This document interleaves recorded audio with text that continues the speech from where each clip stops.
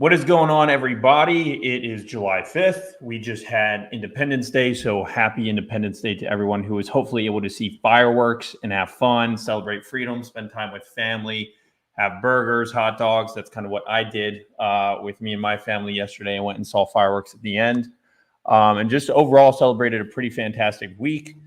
I think for a lot of you who've tuned in on Gary and I's conversations this week, I would argue, unless Gary, you would disagree, the two predominant themes I think were Bitcoin being low and what to do to grab cash to buy more Bitcoin when it is low. And then the other big topic I think we discussed this week was surrounding Biden's presidential debate performance and kind of going through some wargaming, some ideas about what it looks like to replace a presidential candidate, which, you know, there's always a lot of speculation on, right, is Biden going to be replaced? How would you replace him? But to me, what I find fun, actually, more than anything else, is trying to get in the head of the people who are in those positions of power to figure out what they would do. And that's kind of what I just enjoy in my free time thinking about, because I feel like that's a useful skill from not just politics, but business as well, is trying to think, okay, so what is the playing field? What are my options? And I don't know if you ever did this while you were in business. I would assume you did, whether it was in chargebacks or when you were in oil and gas. But thinking about, like, what is my competition going to do with the hand that they're dealt? And how do I need to respond accordingly to what I think they might do? I don't know. How often did you have to do that in the business world? Pretty often? Daily. I think daily, really. I mean, well, I'm always wondering, hey, what would I do if I was the other side, right? And this is what we've been holding a few spaces on politics, and I keep asking, hey, if you're running the show on the other side, what do you do now? Like, and you just go through the game theory of, hey, what would you do if you were on the Democrat side and you were trying to fix this problem, or if you're trying to any scenario, right? You just go through what's the other person, you know, I think it's good to, like, I wouldn't want to abuse the word empathetic, but to be able to put yourself in somebody else's shoes and become that person and understand what their motives and agendas are. You don't have to judge them. I mean, me judging what Hillary Clinton's agenda is could be kind of entertaining, but more important to me would be, okay, if I'm her, what do I do? If I'm a psychopath and I want to hold on to this kind of control, what would I do? Would I go to great lengths? Probably. So one thing I'm certain of is that Joe Biden is not running anything. And it's not, hey, it's the Biden campaign. It's the Democrats. So it's a whole collection of people that, when you don't know who they even are, it's very difficult to understand the motives. How did you develop the skill to kind of develop an outside voice that can kind of look at you as a separate person to be able to also think about what someone else might do? So, for example, like when you're talking about pretty often about what people are going to do with Bitcoin, what type of person is going to buy, like when you're talking about these whales who are saying, well, I only want to buy it when it's more expensive or when I know it's safer, and I'm only going to put, you know, a minimum of 250,000 plus in it. How do you develop the skill set to think like those people, but also take out the biases that you, Gary, as an individual would have? Is that something you just developed over time, or were there moments where you're like, oh, I got to really start thinking outside of myself if I want to game theory some of this stuff out? Yeah. Most people, what they do is they go, okay, what do I want? What is my team going to get out of it? Like, I think The Art of War is a really awesome book. Okay. If you're an entrepreneur or CEO and you haven't read The Art of War at least twice, excuse me one second. That, to me, that's a mistake. Like, to know your enemy is really, really important. And more importantly, to know yourself is even more important. So I got to know both elements of the party, right? I can't just know one side of the equation. Excuse me for one second, Sam. I've just got to handle something here with this guy that's fixing that thing. No, you're good. Do your thing. Guys, what we're going to go over, just kind of based off what Gary was talking about, and one thing that I enjoyed talking about is kind of the idea of who we think might be replacing Biden. And also, just shout out to all you guys who are listening right now. I also thought the episode with British Hodl was pretty fantastic. Some of his perspectives, I think, are really neat. Especially hearing sometimes the difference. Of course, this was really relevant during Independence Day here in the United States, but hearing the differences between America and England, not only in mindset, but what was crazy to me was when British Hodl was talking about the middle class over in Britain and like what that means to be middle class and just how they can't afford anything. It's almost like really there is no middle class now. So I don't know how much of that interview you guys caught, but I thought it was a fantastic interview. So if you haven't seen it yet, by the way, you can either scroll down on Gary's profile and see the British Huddle interview, or you can go on his live tab on YouTube and recatch it. It probably went for about 2 hours, I would say. Is that correct, Gary?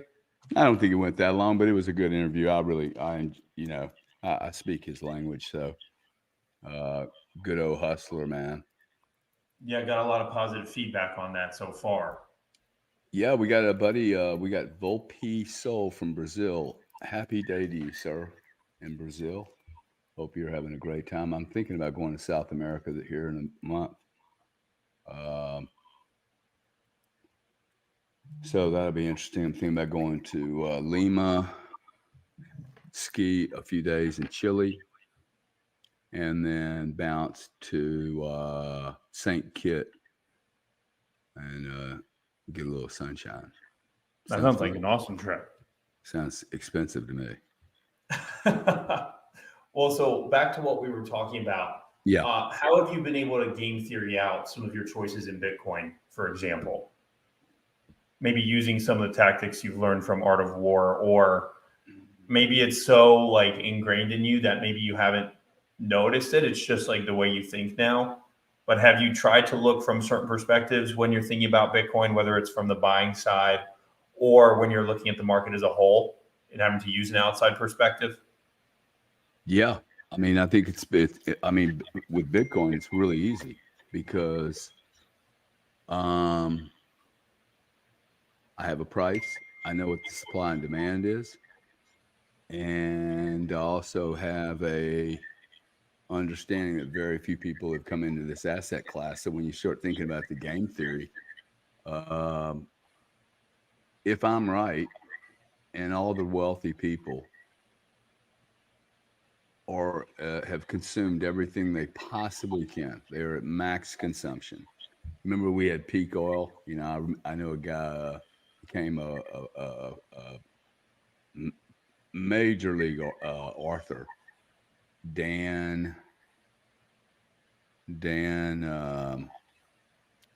I'll think of his name, but he became the professor on the concept of peak oil, which I don't think we've ever seen peak oil. We'll never see peak oil.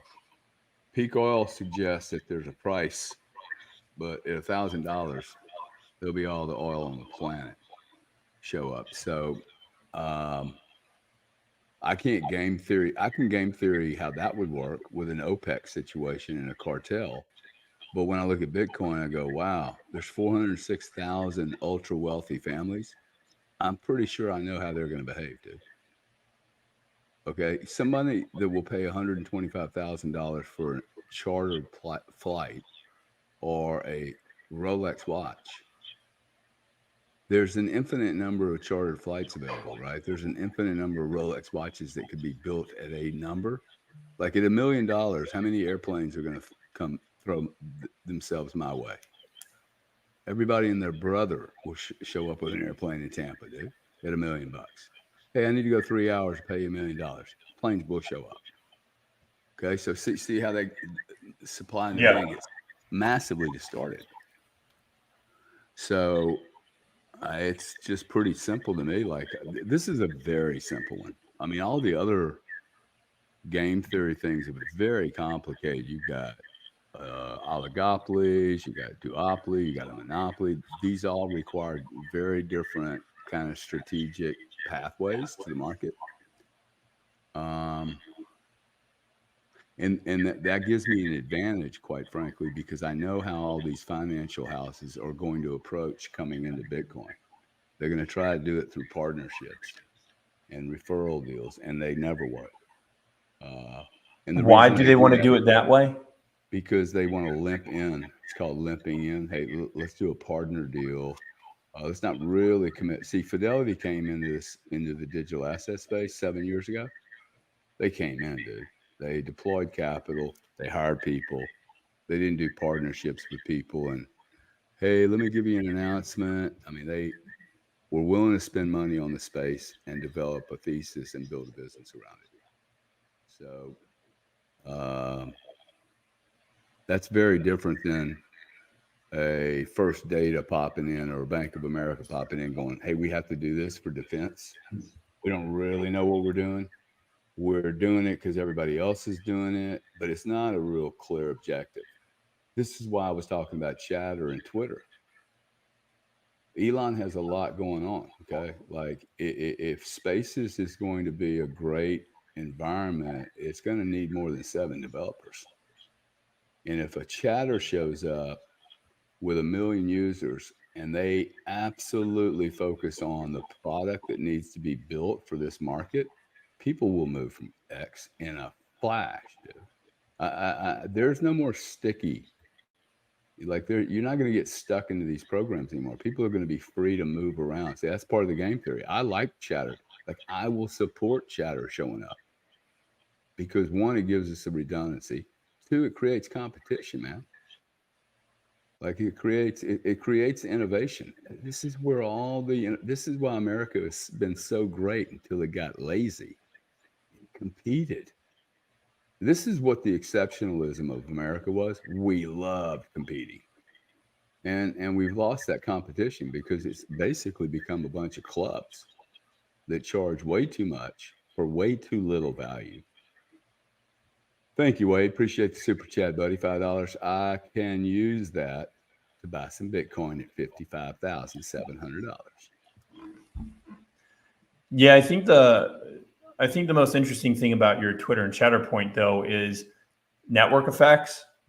And so I always give people the example. The reason people still go to California to raise money is because money is still there, right? But that money is moving. But everyone moves, to me, I don't know if you agree with this, but everyone seems to move once all their buddies and friends have already moved. It's the same reason why you go on a Facebook or you go on a Twitter. Everybody else is there. So that initial movement to go, hey, everybody's already on there, it's quite obvious for you to join. But until that happens, you need some inflection point. I mean, it kind of reminds me of the title of, it's sort of the title of the book you just read by Parker, right? Gradually, then suddenly. Our world's run by network effects, and to destroy a network effect takes a while, but then it happens all at once.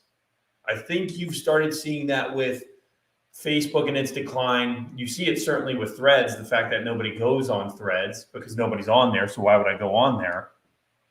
The hardest part, I think, to determine, which we talked about before the call, is how do you get people to move over? And do you get enough people to move over to the point where they say, okay, I feel safe because everybody else is here?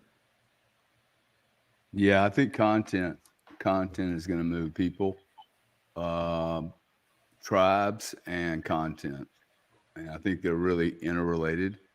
Look, I think you're going to have, I mean, just look at if you go on X right now and you see the number of spaces that are being held right now is about 20X of what it was 5 months ago on all types of subjects now, which it was pretty obvious to me. Oh, wow, this is going to be a school, dude.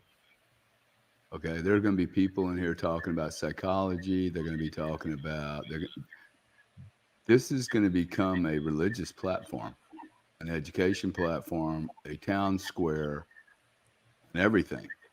And, I would really love to have a legal challenge over this town hall platform that's being like, you cannot stop CNN. You cannot stop me from inviting 1 million people into my virtual home in my physical home and watch TV, dude. Like I would really love to see that challenged in court. I don't think they can do that. Okay. That is literally CNN telling you that you can't come to my house and watch TV on a TV screen because you didn't pay for that. It's CNN's content. I shouldn't be able to share it with you. That's effectively what they're saying, dude. And this is Yeah. a very slippery slope because what happens when you're in my car and I'm on YouTube in my car? What am I not? You can't watch that. I mean, like how slippery does this slope become? I just, and I think that it's becoming very obvious what the players are doing. They are literally all going to their club now. CNN went to Fox, went to all its buddies and said, "Hey, look, we're going to appear to be competitive and open as a public domain, public square, public information news outlet, and we're going to let all our competitors have the same access, but we will not let any independent journalists like Sam Arms have that." That is so anti-competitive. It's ridiculous. Okay, to pick your buddies, all of which are suffering badly. Okay, I mean, I think Fox has 1,000,003 users a day out of 8 billion, dude. Okay, CNN has Yeah. 600,000. It's embarrassing. Okay, how many people watch Joe Rogan? I mean, we'll get 50,000 people and end up watching this. Okay, I'm no one, but this is starting to happen here. This thing here, this little microphone and this video, I would encourage everybody to open up one because you're gonna remove another CNN watcher, another Fox watcher, and once they come over here, see, they just don't, like, most people are lonely, dude, and they're undereducated. They want to be educated. They want to be entertained. They want to have some purpose, but they have nowhere to go, dude. They can't go to church. Um, they go to school when there's not a panic situation all over the world. Uh, Churches let them down.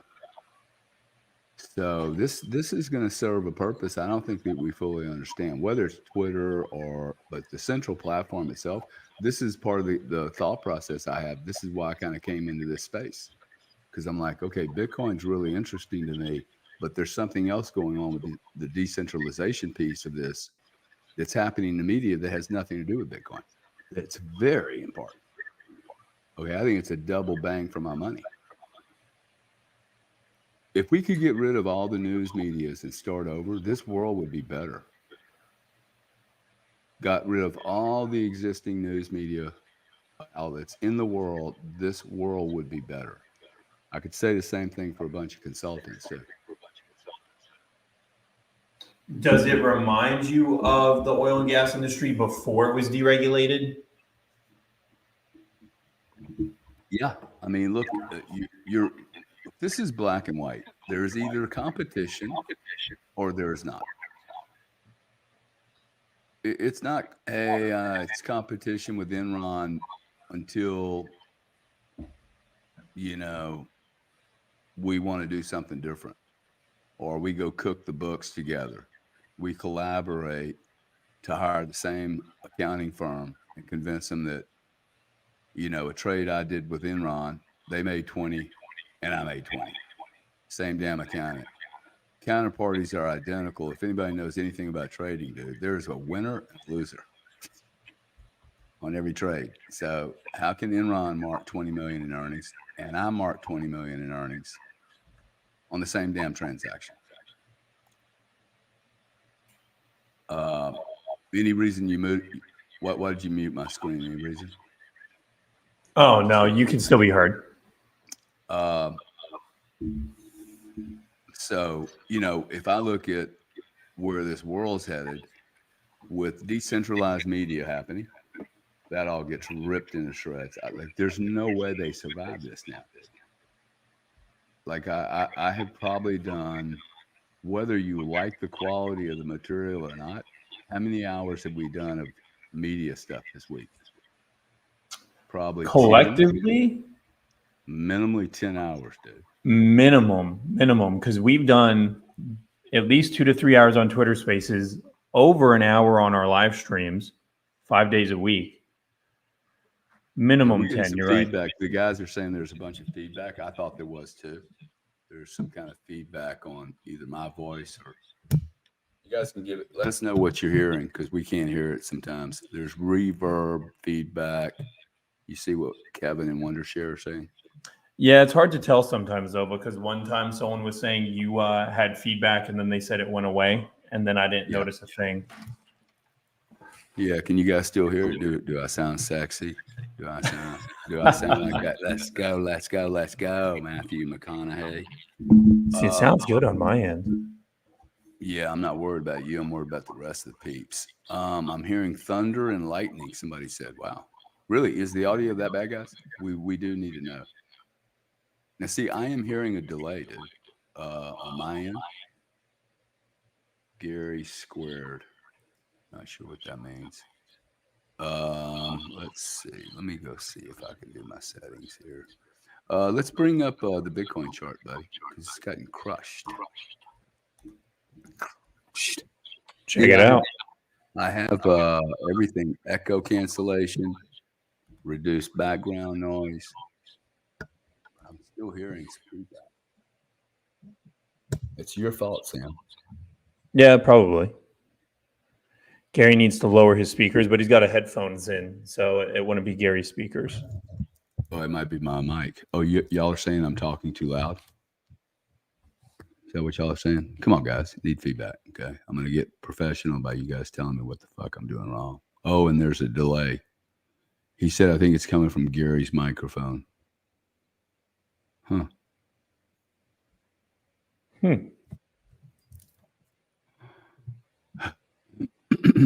Oh, the echo's gone now? You guys can't hear it anymore? What'd you do, Gary? Oh, it's better now? I made some adjustments right here. I got to figure out how to get these settings perfect. That's better, guys? Good. Okay, good. It's fixed. Well, let me, oh, look at you. Is that the Bitcoin chart? Yeah. Dude, this thing bounced down to 50. I hate these bloody screens because I can't do it myself. Gary is the microphone goat. You know, goat means greatest of all time, right? I didn't know what the exact words were, but I did know it was a compliment. Yeah. 56.6. I think we saw 54. What's the low here?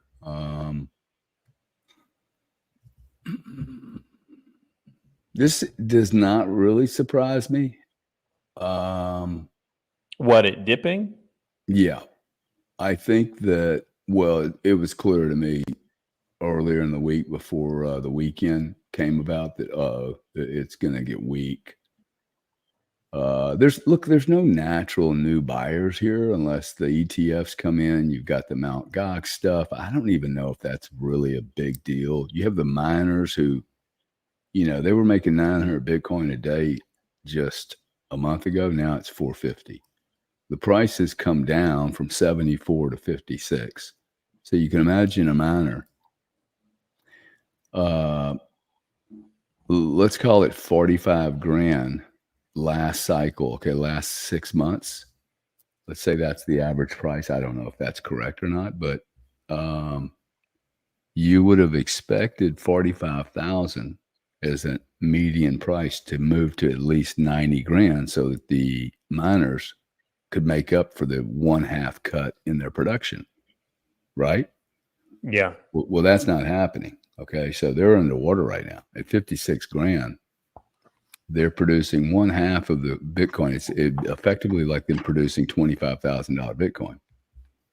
Okay, 25,000 on the 900 units they were producing last month. After the halving, they don't have 900 units. They have 450 units, and those units are being priced at 56.7, and they were hoping for, between 80 and 100 to make up for the delta in the supply drop.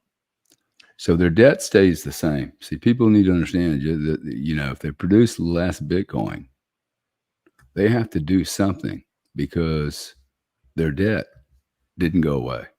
They have an obligation to pay their debt, to keep their cash balances inside their businesses within covenants. Those covenants they can't breach them. So they need to have a certain amount of cash. Their debt to cash ratio needs to stay in place. And so this is going to put further pressure on the miners. The prior 3 cycles, however, this is exactly what Bitcoin did. Bitcoin went down somewhere between 23 and 30% post halving within the first 100 days, and then it bounces. Funny enough, even with the Bitcoin price going down, the miners are still just charging away. I mean, iron was up 28% last week, and Bitcoin wasn't like performing like a beast. What are the miners going to do if this thing reverses and does an 88, an 85? Those miners are going to just fly, dude, like pancakes off of a griddle. I mean, I don't, and that's just before the AI, but that's prior to the AI piece of this, because, I mean, if iron can move up in a $50,000-$60,000 environment, 28%, what can they do if Bitcoin was at 78, 80, Do you think miners or are going to 100? consolidate over time? Is what? Are miners going to consolidate over time? Like the companies? Yeah, most certainly, dude. One of the comments, which I actually hadn't thought about, but sounds interesting. Do you think that's going to become an antitrust issue? No. NVIDIA owns 82% of all the GPU build. There's no miner with any kind of major position. I mean, America is about 40% of the mining, but it took advantage of China dropping the ball, thinking that they control mining. We'll see if I think America needs to play this very carefully, man, because it really is not in the catbird seat that it thinks it's been in before in other industries. This is not going to be an industry they can just control. Even the way Trump's thinking about it. Oh, man, all the Bitcoin is going to be mined in America. No, Don, dude, my man, it's just not possible. Okay, it's not the way it's going to happen. That doesn't mean that we couldn't be the most competitive and the most forward thinking. So did that answer your question, or was it a different question? Yeah, well, and I'm pulling up an article that I saw recently. I don't know if you saw the news that Trump started talking about making a strategic Bitcoin reserve. Yeah, I had not heard Did you that, see but that? look, I am terribly convinced he will get here so fast. I did not. I saw a little blip on it, and I didn't read it, but I'd love to pull it up. Yeah, see, check this out. I would actually bet, and not to get anybody into like fear of missing out, FOMO, but I would bet that our administration puts Bitcoin on its strategic reserve asset base, and it does it in the next 4 years, man, in this cycle. It makes sense. If you want to talk, go ahead. It makes sense. Okay. I mean, like, okay, we have dams and bridges. Print a bunch of money and let's go rebuild them, dude. Just print a bunch of money and let's go fix this shit. Because you're gonna print the money anyway. So once you get comfortable with Donald Trump or Donald Dick or Hillary Clinton, it does not matter. They are going to print more money than we've ever seen in the next 4 years. They have to. I mean, I don't understand, like, if you're thinking of game theory, like we talked about at the beginning, if the United States starts buying Bitcoin, I mean, yeah, I'm not trying to use like FOMO language, but how does it not go to $1 million or higher? Because I know as soon as the US buys, every country in the world's going to buy. Yeah. The funny thing is they're sitting with 100,000 coins. I mean, if they were smart, they wouldn't sell them. They would go print some money and just I mean, they look. You can print a $100 bill for 3 cents. So if you think Bitcoin's going to be worth, this would be my pitch to Donald. Hey man, if you're going to print $2 quadrillion, grab a couple, 20 billion, and your cost to buy Bitcoin is 3 cents. Think about that. Your cost to buy Bitcoin is 3 pennies. The cost to produce a digital $100 note, which I don't even think it costs $3. I think it's $0. But 3 cents. But let's just pretend like every $100 bill costs 3 cents.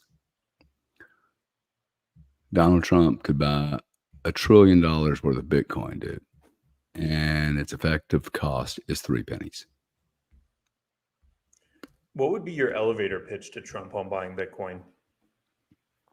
My elevator pitch would be, once you've decided that you're going to print money, and I think it's your only pathway out, why wouldn't you print and buy Bitcoin?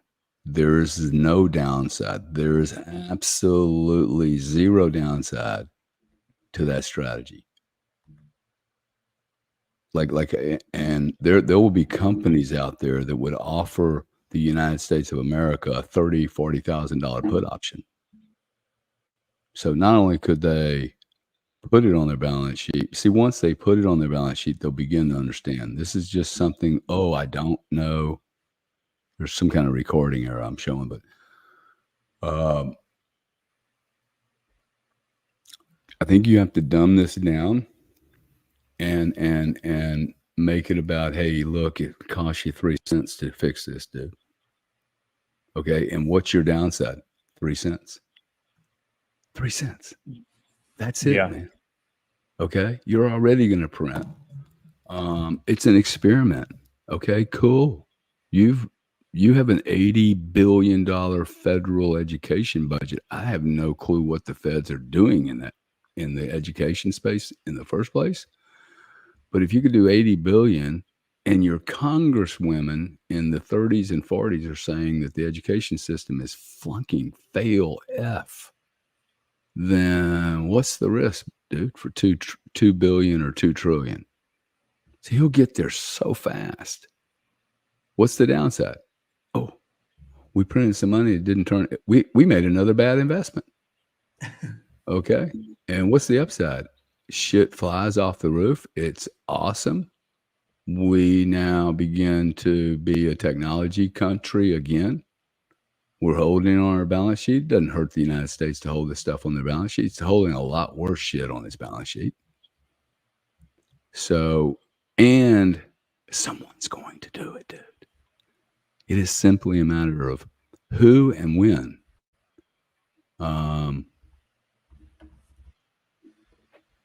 Kevin said it's going from Gary's speaker into Sam's microphone. Dude, we're not in the same place.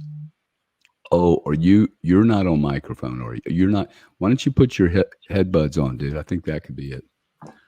Are you looking at an old comment? We don't have any issues anymore. No. Yeah. I just got a comment 1 minute ago. But I noticed that you don't have headphones on. I think I am picking up I'm hearing my voice. That's what I'm hearing. So does that make sense on the how it pitched Trump? Yeah, and I was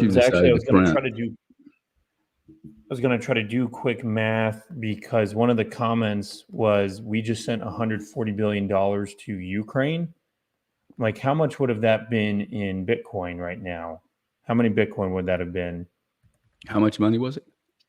$140 billion. 140 billion would have been 25,000 Bitcoin, I think. Is that 25,000? 2,500 is 150 million. And it's funny because I feel like your argument's really good when you think about how much money we waste on programs that literally benefit the American people zero. And it also got me thinking why the US government then doesn't take riskier investments. Well, I can tell you why, because it's all political cash outs and literally just paying out favors. So I know it's absolute corruption. But if you were thinking as the American government as an investor and you have unlimited printing money power, why wouldn't they have bought this earlier? Right? Because what is $2 billion to the US government? It's nothing. Yeah. Yeah. Well, I think they have a lot of things to look at, right? And they have you have 25-year-old kids writing policy, throwing it into a congressman's face at 11:59 for their vote at midnight. The congressmen and senators aren't reading it. The whole system's completely messed up, dude. You have no responsibility in government. Okay. There's no one that gets fired ever. Server era. Now does it want me to stream from I'm seeing eras, all kind of eras, but stream this to my audience? I don't want to do that, do I? No, you are streaming to your audience.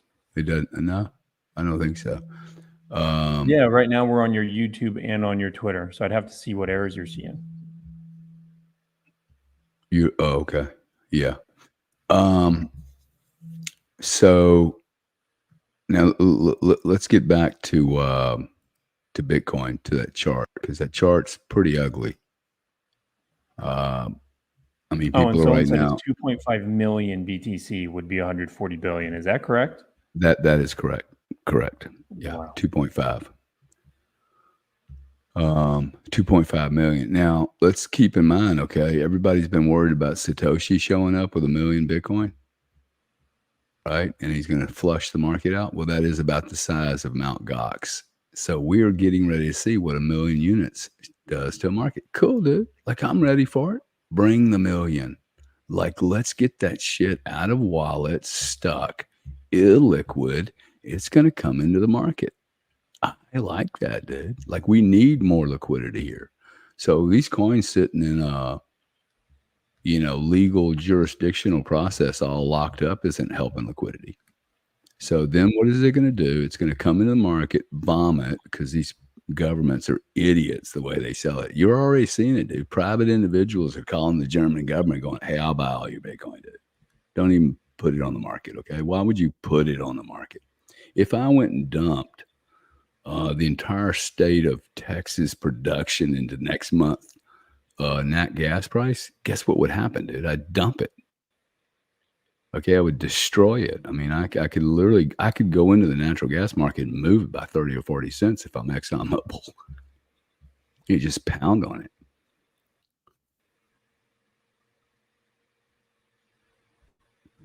Last asset class in the world. You don't need liquidity, you need price stability.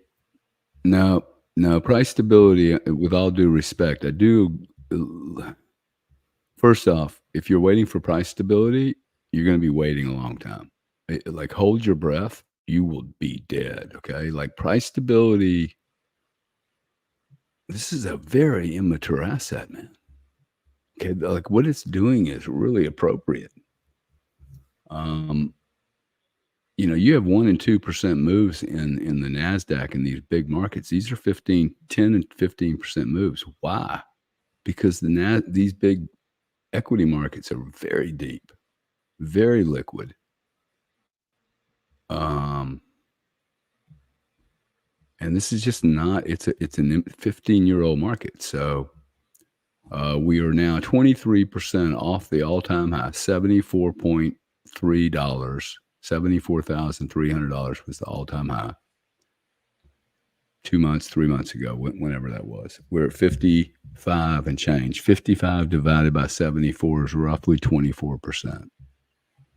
At any time in the history of Bitcoin, if you could buy it at 20 to 30% discount off the all-time high, it has been a good purchase, man.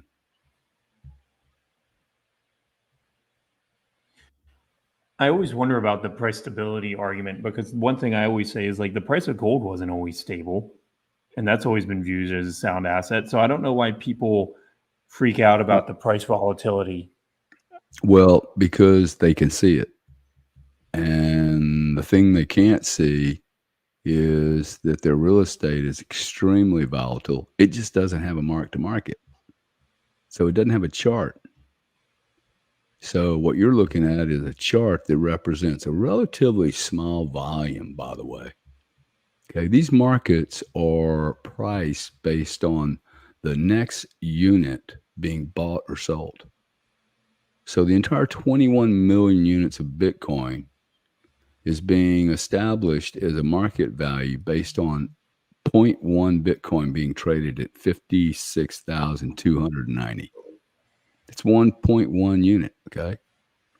Now, the question is, if you do that 0.1 unit a trillion times, there's going to be a point, there's going to be an event on one of those 0.1 Bitcoin that moves the market, gaps it out, because there's just not any Bitcoin at 56,000 wants to get sold. They're all buyers. Okay, this is why I like the price movement, because we were getting ready to find, okay, hey, let's go to 52, dude, see if there's some buying there. Let's go to 48 if it's not there. We will find the point where people go, I'm buying this shit again. So price is a beautiful thing. I don't think price stability is overrated, and it's not real anyway. So Do you think the comment that poor people have short time horizons, is that true? Of course it is. They if you run out of money, you run out of time.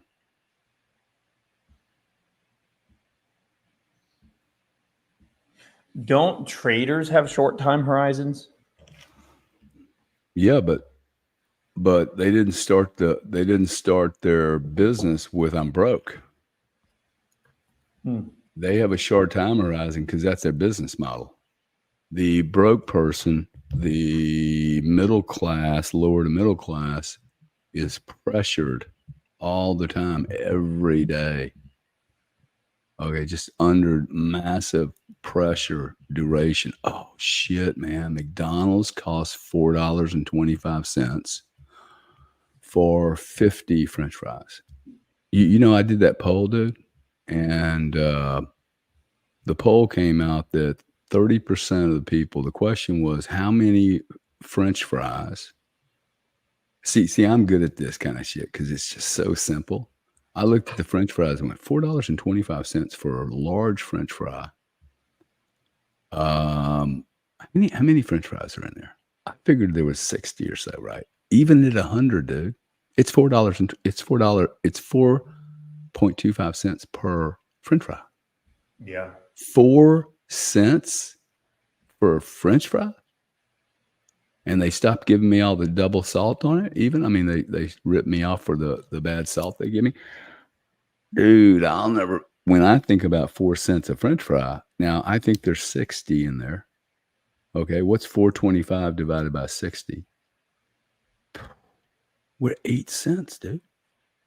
8 cents a French fry. Now, every time you eat one of those French fries, you're like, is this really worth 8 cents? Imagine 3 children, dude. $15 for some French fries. I mean, no wonder they're running out of time, dude. See, and then they had to go to McDonald's because they ran out of time. So then they spend the time. Oh, did I say they spent their time? Yeah, they spent their time because the only way for them to make money is to sell their time. See, this is why I don't like I never take a consulting fee because I don't actually want to price my hour. I don't want to tell somebody, hey, I think my hour's worth 10 grand, dude. Right? And the older these people get, and is their ability to generate less and less energy, their ability to produce value for their time goes down. It's frightening, right? I mean, everything is just fight. You know, time, their ability, I always get so frustrated with people in business that tell me that they're gonna, make $1 billion and go on holiday when they're 60. And like, I think that's crazy, man. Like, why would you wait till 60 to have fun? By the way, when you're 60, you ain't gonna have as much fun as you could have had at 40. So there's this balance between having all these cool experiences. I do not want to wait till I'm 90, dude, to go spend money and have an adventure. Right? Like I can't even fuck anything at 90. So what kind of adventure am I going to be going on? I'm much better off creating this really ambitious plan to have a good life and not be under the like feeling like there's always this pressure of time on sitting on top of me. I think that's what most people in the middle class feel like. And if they don't feel it, they should feel it. They should be terrified every day. This is my greatest fear, is that people aren't terrified enough. And what they do, they're not going to work enough because they're not terrified enough. Because they think this shit's going to go away. And I say it's going to get worse. It reminds me of the game that you have talked to me about. What's it called? Rat Race? Cash flow. Cash flow. And that's when you're in the circle and then you can't get out of the circle. The theory is for everyone starting their career, there's this thing that you have to get out of. It's called the rat race. And it's really, really perfectly defined. You might go to college. You might get a good job. A good job would be a lawyer. Bad job would be a policeman.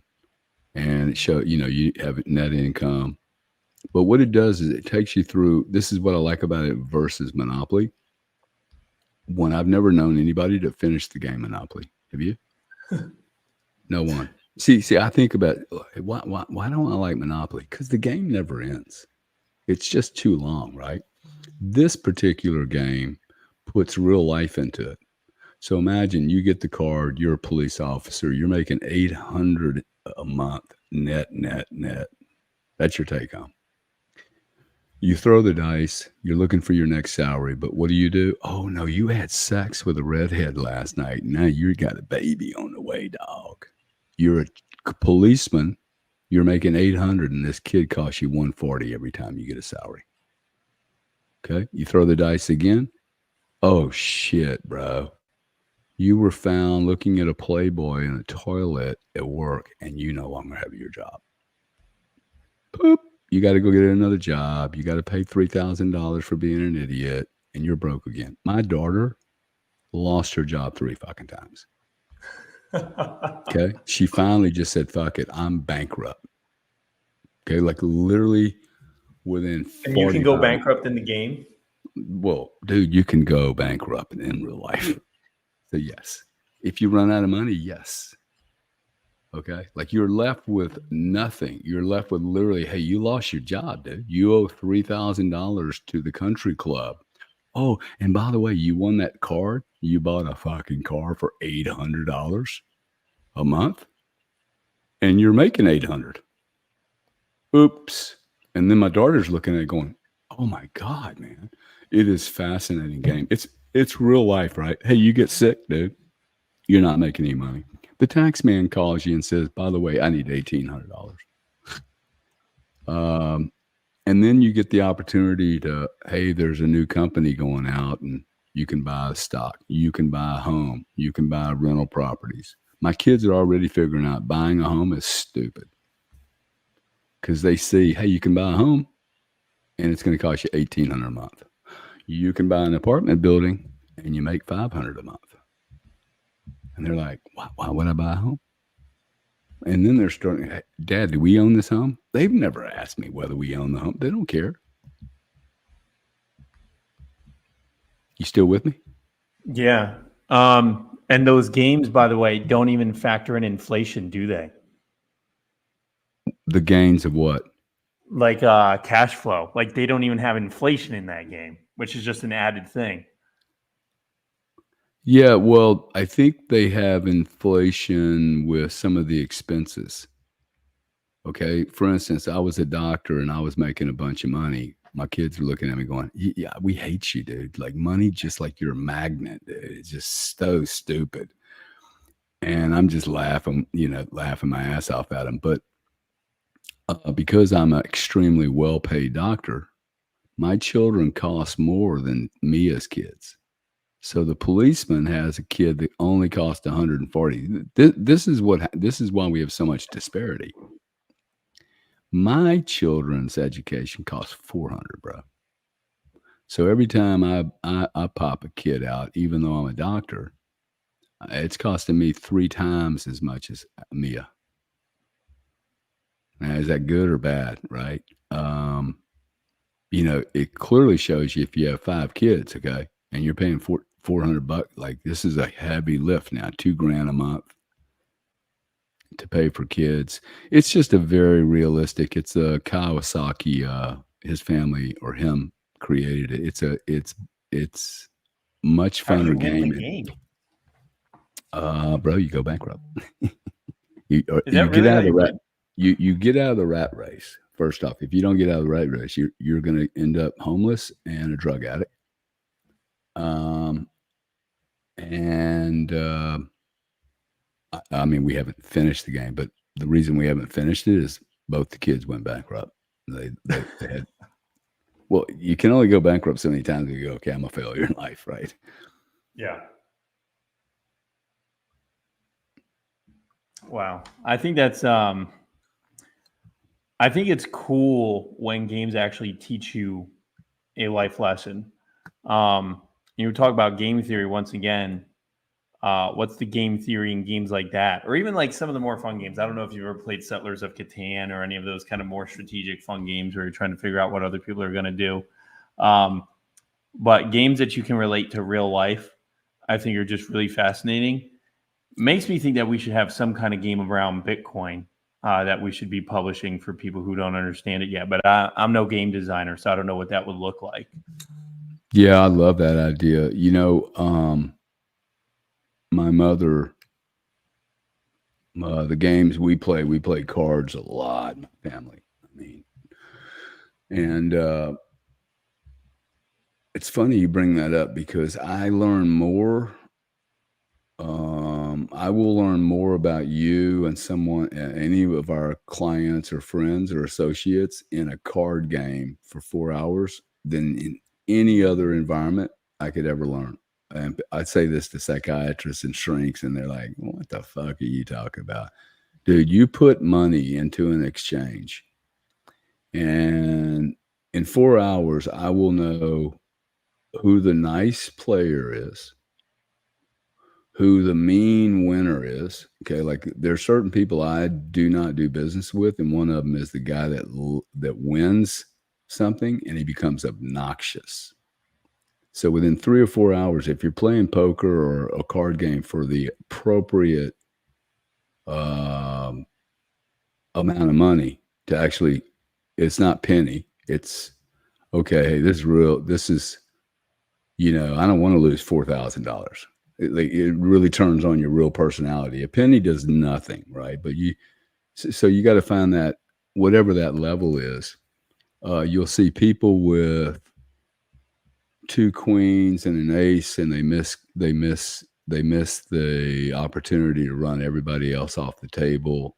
You'll see the guy who's got the perfect hand, who didn't do the math, didn't pay attention, and he couldn't pull the trigger. You'll see the guy that's so conservative that he misses all the great pots. You'll see the guy that's way too risky, impatient, angry. I mean, I think it's fascinating study. For me, I learned, people say you're dumb. No, dude, I learned so much about, someone just to be able to think. Or look, I was in a card game once. Show you the difference in how people think. I'm in a card game at one of my homes down in Tampa, and there's 8 people there. And game goes. We got a hand going on. It's just a long hand, 15 or 20-minute hand. And me and a guy named Jimmy end up in the hand, and we. It ended up being a stupid pot. Stupid high. Oh, like really stupid, and pushed everybody out of the game, out of the hand.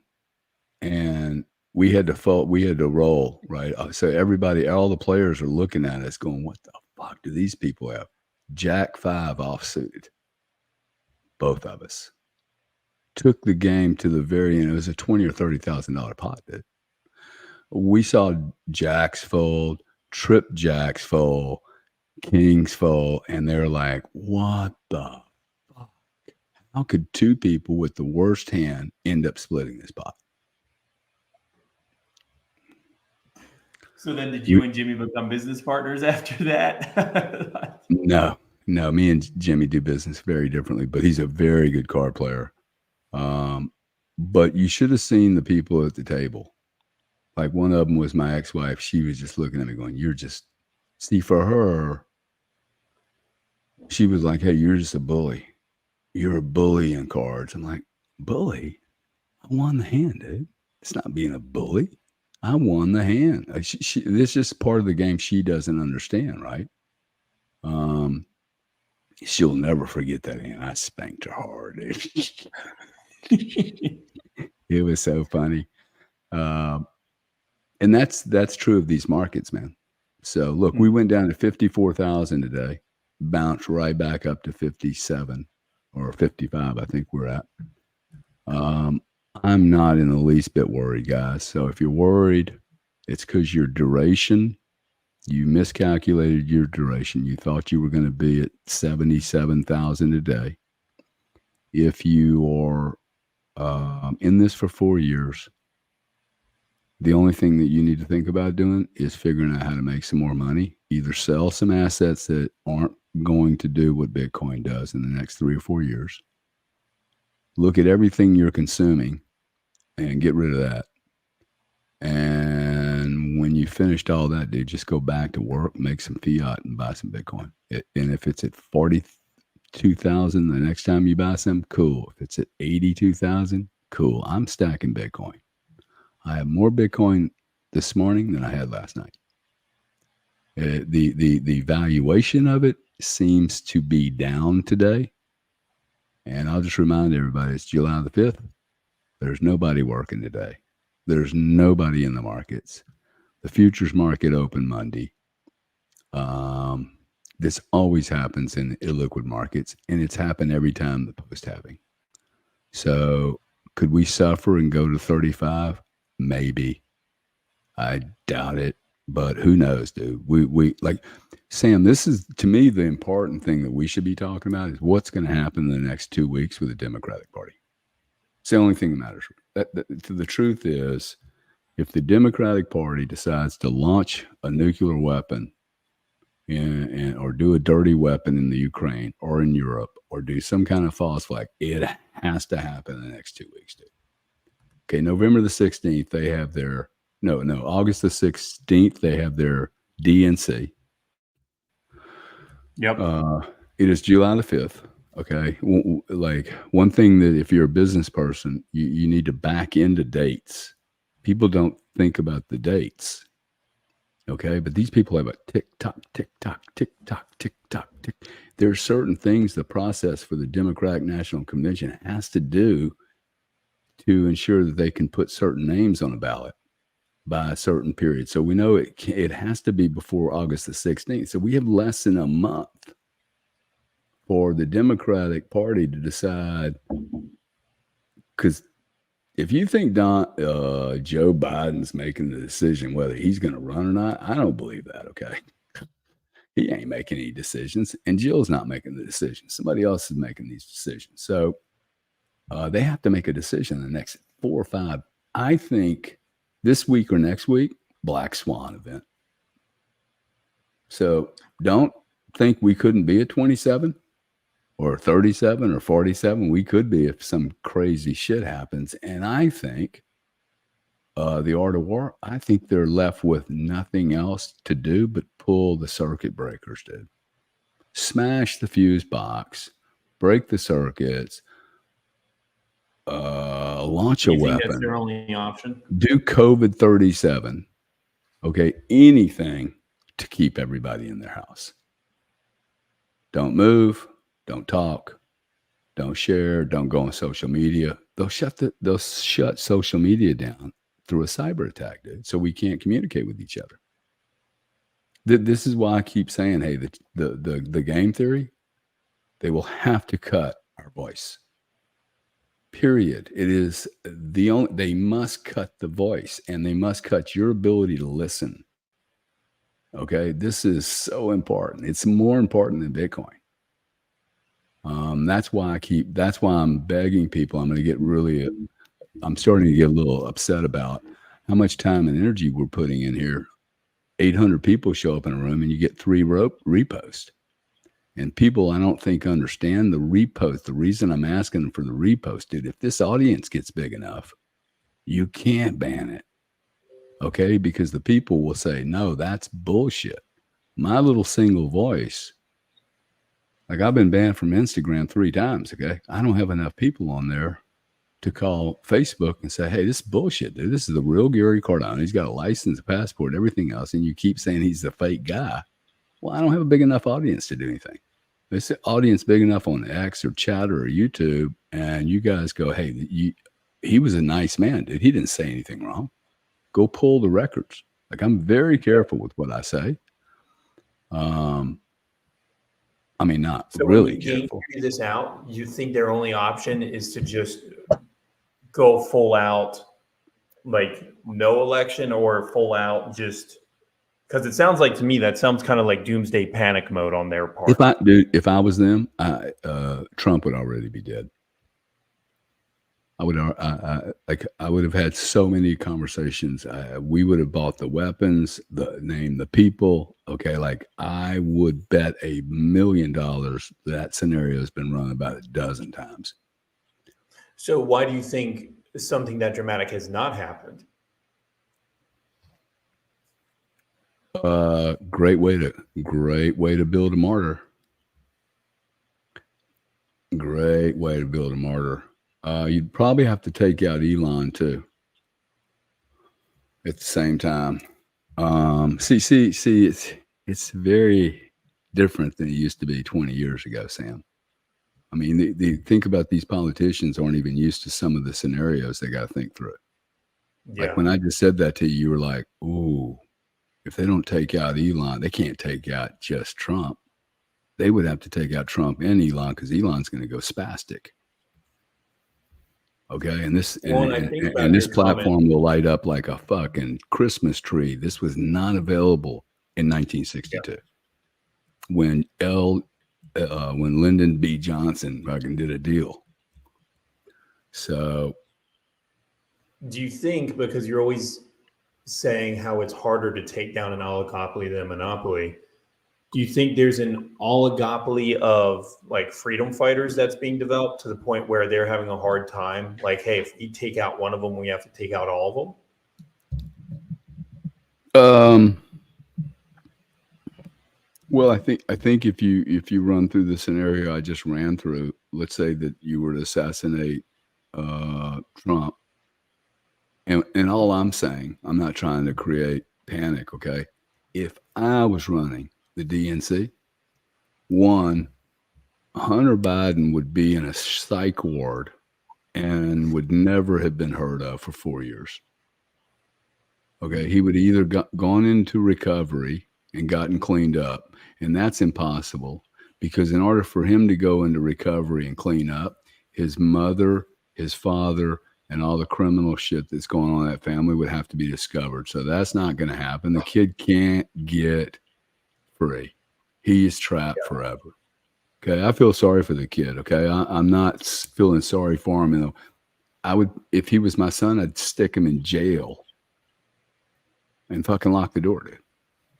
And he would literally not be heard of for 4 years because I would take care of this presidency. No kid, I'm not going to fucking impregnate somebody and then that kid's going to come in here and destroy my name. Like something went wrong. And the Joe Biden can't control his family says everything to me. I do not need a leader like that. I don't. Okay. And I know a lot of CEOs whose kids are out of control, but we're not talking about just a normal CEO. We're talking about the leader of the free world. He can't even run his family. Okay. If you can't even send your kid to the best treatment center in the world when you know he's got a problem, he's had a problem for 15, 20 years. This isn't a minor problem, dude. I've never smoked crack, dude. Okay. Never. Like, I've done a lot of shit in my life, but I'm like, whoa, that shit, dude. Like, are you serious? I've never been with a 2 out of 10 prostitute. I mean, bro, if you're going to go hire a prostitute, like, do you have to buy the bottom of the barrel? Or taking wire transfers. I mean, this guy's out of control, dude. It's a total like abused kid. This thing about father abuse also or elder abuse, that's bullshit, man. These people have been abusing a lot of people for a long time, not elder abuse. He's a fucking criminal, dude. So anyway, see, this administration will never do anything with Bitcoin. Bitcoin will terrify this administration. The Trump administration will get it. They'll get it. The way you sell Trump on Bitcoin, millions of jobs, awesome for our energy position. Sir, we do not have a choice. This is a national security matter now. And 1 out of 1% chance I can actually show you how to fix a bunch of problems that we have in our economy. We'll get to that part, sir. But this is a pure option. I mean, there's just no downside, dude. And it costs you 3 cents. If I looked at Donald Trump and said, it only costs 3 cents, man. 3 cents for a billion units. Okay. What is that? $300 million? Whatever it is, right? It's just nothing because you literally, you just made it up. They don't even have to print the money. They can just type it in on a computer. They don't even have to print it. There is no 3 cents. This is my point. There isn't even 3 cents, okay? But you have to ask these people, sir, look, this costs 3 cents to print, okay? Look, I got one of these, and he's going to agree or not. Hey, it only costs 3 cents. Man. Let's go buy some Bitcoin. We're buying Bitcoin for $53,000, dude. Like for 3 cents. You see what I'm saying? We're literally buying Bitcoin for 3 cents times. I don't even think it's the 3 cents. They're just going to send them a digit. So, yeah. How bad could it go? They buy oil for the strategic reserve. They have gold. Okay. So they have other assets on their balance sheet. So who's scared here? I'd like to know from the audience. I'd really like to know because I'm seeing these comments. I'll tell you something about monopolies, Dom. Monopolies are easy to break. They're so easy to break because it's just one guy. All you got to do is you got to have an enforcement or a regulator that actually doesn't want the monopoly there. My thesis is regulators and governments want these companies this large. Now, the EU doesn't, but the United States wants super companies, okay? We're going to lose 500 to 1,000 banks, and you're going to be dealing with banks that are a lot bigger than they used to be. And that's the natural evolution of the way this market's going to work. You can't have a bunch of tiny little players. It's going to be a very, very big game here. So I don't necessarily think doing business with a lot of big companies is necessarily bad. It's the duopoly that's the most complex. Think Visa, MasterCard, they are the most complex to break apart. You need that third stool. So you need somebody to break. Oligopolies, if there's 5 or 6 or 7 players like NATO or OPEC, it's going to fall apart. Because sooner or later, Turkey's going to be sitting in there and going, hey, look, I need some money. Or I need food. I need water. So I need to get off the U.S. dollar. So you think by 2 weeks, we're going to have some kind of black swan? That's what you would guess? I think you probably could help me better come up with the dates, but I think if you backed into Democratic decisions based on August the 16th, we have weekends. These people don't work the weekends. So you got less than 22 days, 22 working days to make decisions. Well, if you make it on day 21, we're not going to get there, are we? So you got to make it in the next 5 to 10 days, dude. If you make it in 10 days, you have 11 days, working days before the August 16th thing. And when's the RNC? The RNC is July 15, 16, 17. Yeah. So it's in 10 days. See, ours is in 10 days. Clearly, it's going to be Trump. So what does it tell you if nothing happens? Does it tell you there's just incompetent people who have no clue what they're doing? Like, what if there is no black swan? What if they just continue doing exactly what they're doing now? They'll lose. They'll lose. There's no chance we don't have a black swan event before November the 2nd. Then there is no calculation in my mind that we don't have a super event before November the 2nd. And I think if you really think through it and don't get all hyperbolic and all dramatical, it needs to probably happen in the next 2 weeks. Because they're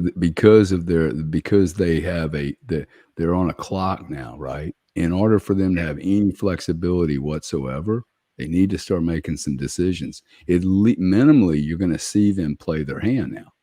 In the next 4 to 8 days, they should at least, hey, we're gonna push out Gavin. We're gonna push out Hillary. We're gonna push out Kamala, whoever. By the way, Kamala, we want her as a governor or vice president or president, guys. You do not want her to go into justice or the Supreme Court. She is an animal. Okay. She would be the most terrible person to be sitting as a judge that I can imagine. I would rather her as the president of the United States and for the world to see what a buffoon she is. But hiding behind black robes, dude, that woman, okay, that woman, I think that woman sent innocent people to prison for shit she's done in spades. I mean, like stupid shit.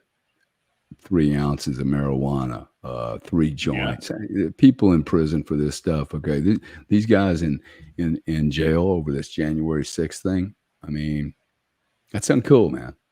Okay, like if this was happening in Russia, we'd be like, oh wow, Putin, he's such an animal. This is happening right here. How many people do we have in jail right now from Jan 6? Actually, I don't know. It's a good couple question. Hundred, I think. Yeah, well, that's crazy, dude. Couple hundred. They haven't had any legal representation. When did that start happening in this country?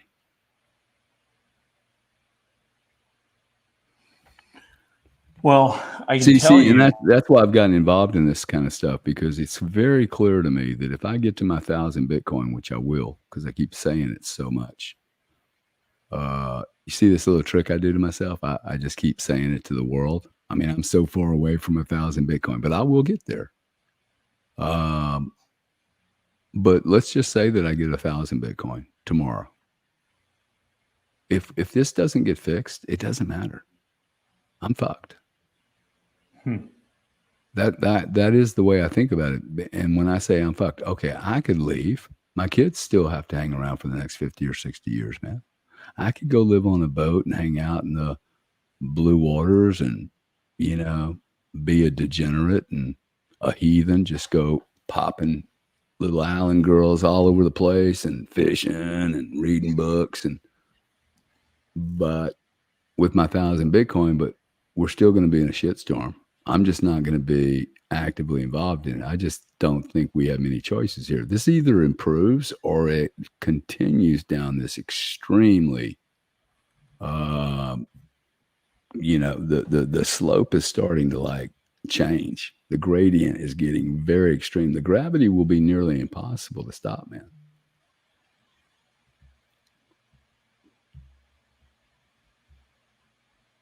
Well, I'll leave it on that note, I think. I mean, the only thing I would tell you, Gary, to Depressing. I think maybe everybody's add going to go into, shoot themselves.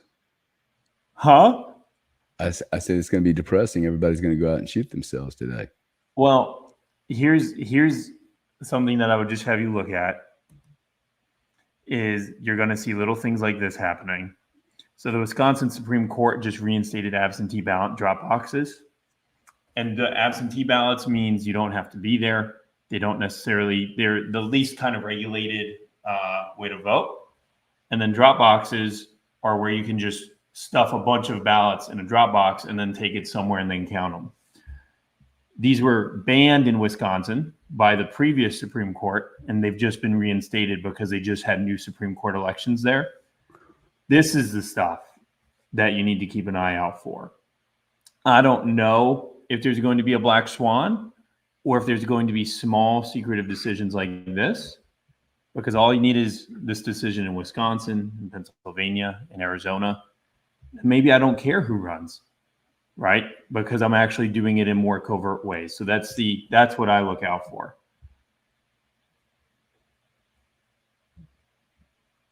Yeah. Do you think, I mean, there's nothing that, I mean, they're going to do everything they can to cheat, dude. They have to. Look, and by the way, okay, if I was doing their deal, I would be cheating. I would do everything. This is it for them, dude. First off, they have to live with the Trump name for the next 70 to 100 years. So that's not going away. And then they got this Barron kid, and they're like, Jesus Christ, how long is his family going to be around, right?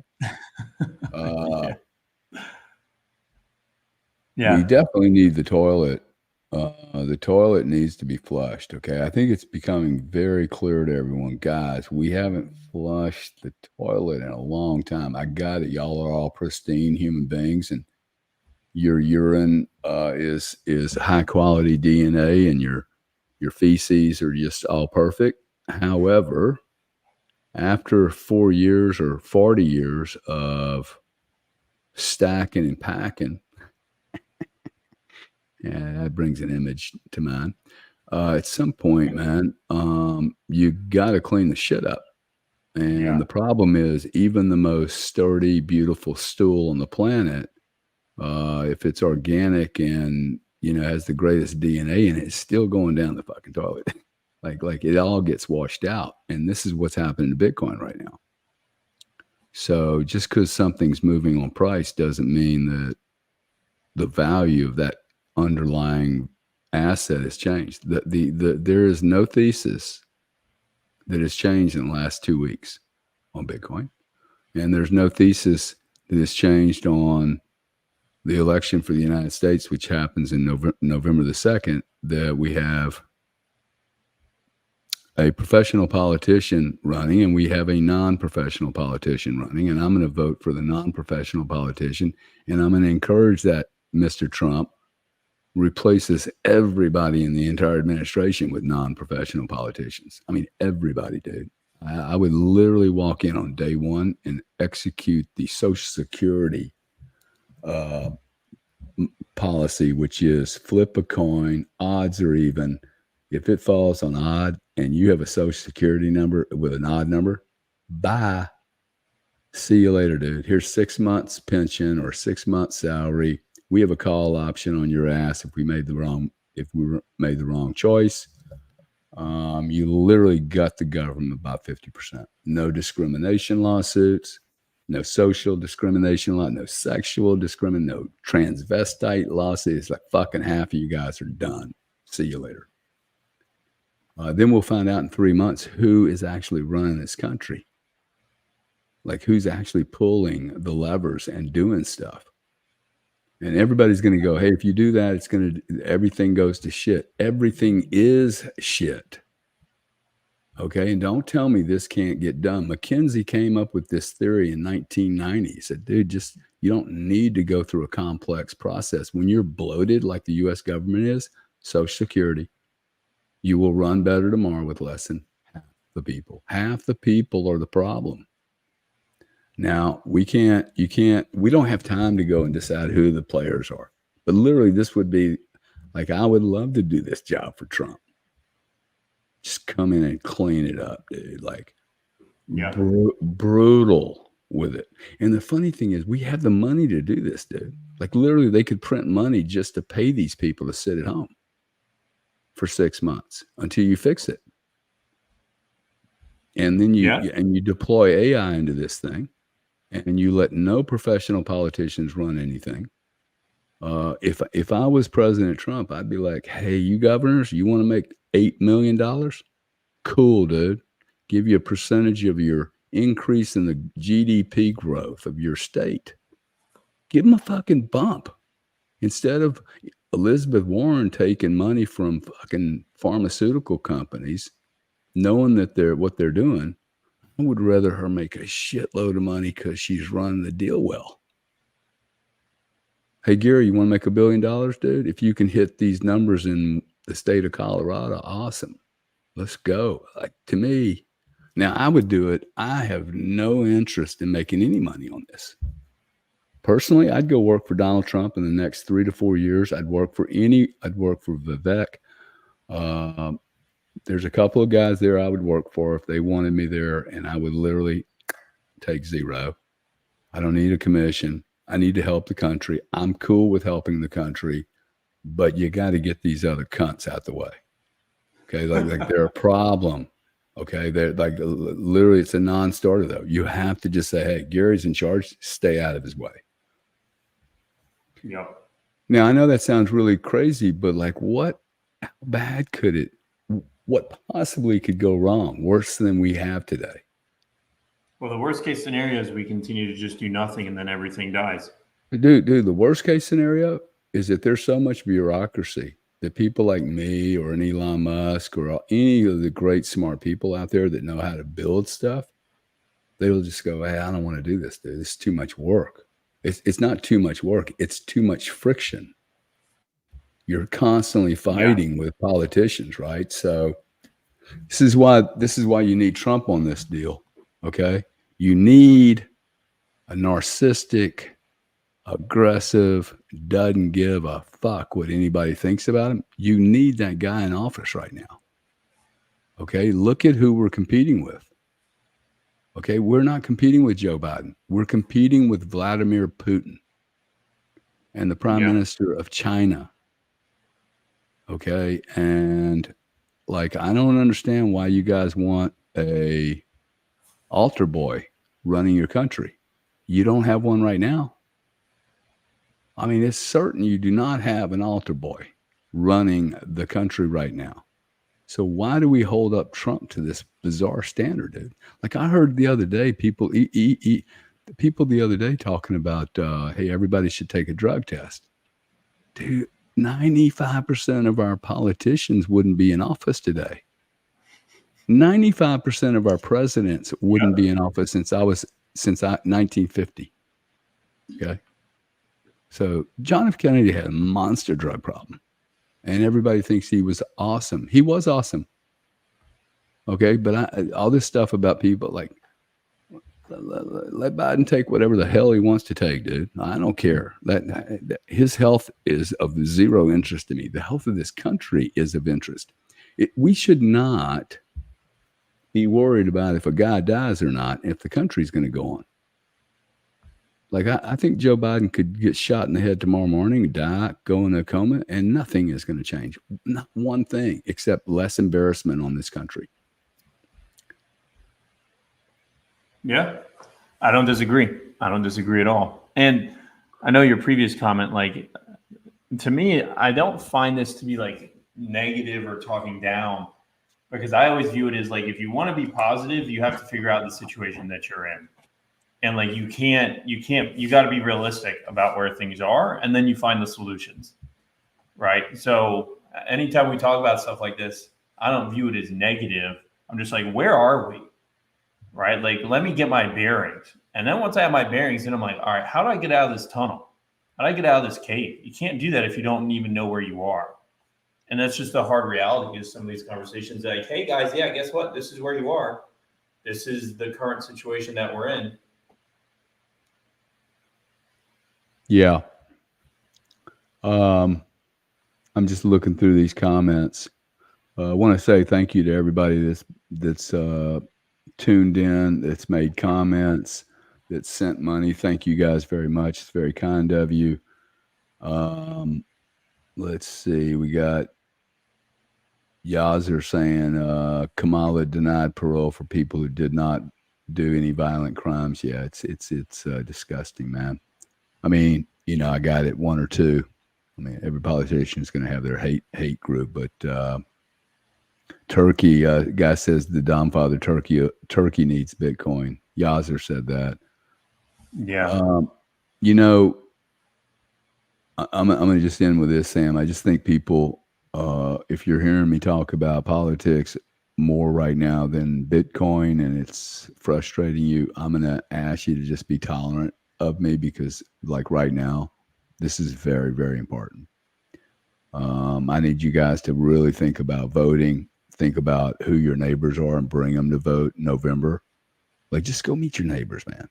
Okay. Like, I'm going to end every show with this. Hey, go do something nice for somebody and don't tell anybody about it. Okay. This is a beautiful life hack. I've been doing this for a long, long time. And the more I say it to you guys, the more I'm doing it just naturally. So somebody showed me this little life hack a long time ago, and I forgot about it for a long time. And anyway, but for me, part of being nice is me getting involved in politics because I don't like it, don't want to, but we can't be apathetic. Okay, you're just going to have to fight through this for the next 5 months.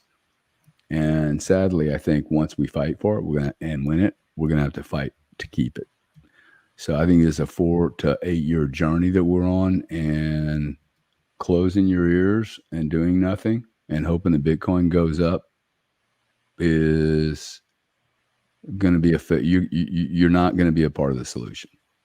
So I think Bitcoin can go up. It will go up. And let's use Bitcoin as that kind of gravity connection between all these people to like figure out how our voice can be more important. Our voice has been lost, and it's been lost to a bunch of people who figured out if they say shit enough times over and over and over and over again, even if they're only 0.4% of the entire global population, people will fucking listen to them.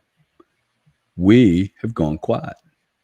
And that's what happened, dude. We went quiet and somebody else exploited the vacuum. So you're going to have to, like, I'm assuming I'm going to be targeted by somebody and hated and probably prosecuted. This is not going to be free, dude. Like there's no, talk to somebody in Ukraine right now. Okay.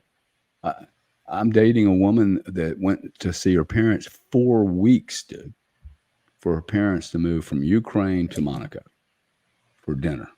4 weeks. Okay. So if you think you're free, think again. Okay. Because as long as there's people that are being treated this way, you can be treated this way. Okay. For sure. Just fuck with the wrong person.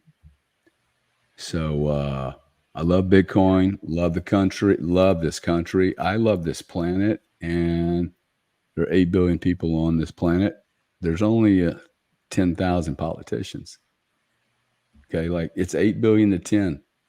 It's a no-brainer, but we have to communicate with each other and talk and be honest and stop arguing over tiny little shit. Let's focus on what we basically agree with, what the core principles of belief are: good, honor, morals, ethics, truth, production, creation, getting paid for creating something and not having it stolen from you. I believe in these things. And either way, this is going to be a great experience. Win or fail, this is, we're living in history, dude. Like 20 years from now, you're going to be like, hey, I was working for this guy. He's dead now, but like, he kept saying, dude, we're living in the middle of history. Can you feel the sand moving? This is really exciting to me, that I can feel the structure under my feet moving, metaphorically. So that, to me, that's very, very exciting, and more important than whether Bitcoin's at 78,000 or 7,000, quite frankly.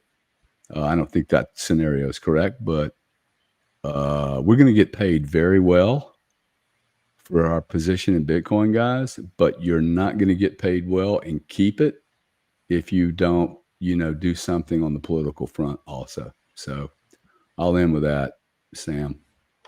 All right, guys. No, I appreciate everyone tuning in. Thanks for staying here the whole time and commenting. We will be back Monday, although we are doing a Spaces tomorrow as well, right? With Hitch Slap. Is that tomorrow, Gary? I believe it is. Yeah, it's at 11 a.m.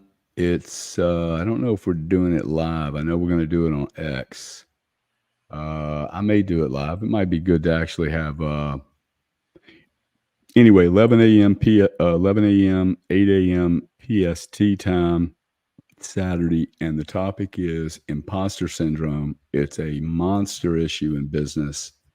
I think it's a big issue for artists, creators, founders, people that bought Bitcoin at $300. I see a lot of imposter syndrome there. So I've got a guy named Hitch Slap who studies one subject a year. He's a very smart guy, knows a lot about IQ and psychology. I'm hoping to bring in Sam, if you know anybody that's a psychiatrist or psychologist or studied this field, it'd be awesome to have a professional. He and I can probably handle 90% of the subject because he and I came up with the idea. But 11 a.m., love to have your kids there, teenagers, young adults, middle age. This is a family thing, okay? Like imposter syndrome starts in the family. It doesn't start in business or school. It starts in the family. So bring your kids, bring your wife, your husband, your divorcees, your whatever, your partial co-parented children, your dogs. Man, I don't care what you bring, but bring a bunch of people. If you're in business and you're an entrepreneur, you should show up for this, okay? Because I guarantee that it's impacting you or your founder. And if it's not impacting you and or your founder, co-founder, it's impacting your staff. So this is a little bit like I remember telling a guy once, Sam, that I said, hey, there's 7 million children on psychiatric drugs in school system. And this guy looked at me and went, so what, dude? I mean, my kid's not on Adderall. I'm like, okay, that's fine, bro. But you're 7 million, your kids are hanging out with 7 million children, dude, that are chemically engaged. Like seriously chemically engaged. Maybe some of them need it. But when I was growing up, dude, there was not 7 million people on children under the age of 18 on Ritalin. Okay. I mean, that to me, that's concerning. And my point is, okay, my kids aren't on it, but their friends are. Okay. Kind of like me and Grant did not need that stuff. What Grant and I needed is a ass kicking. And we needed an alpha male to slap us around a little bit. But most importantly, we needed a really big purpose. So I'm really excited about having a purpose, us all organizing a purpose, creating a purpose together to make this world a better place. So I'll end there. All right, Gary. Hey, guys, I appreciate it. We'll talk soon. Peace.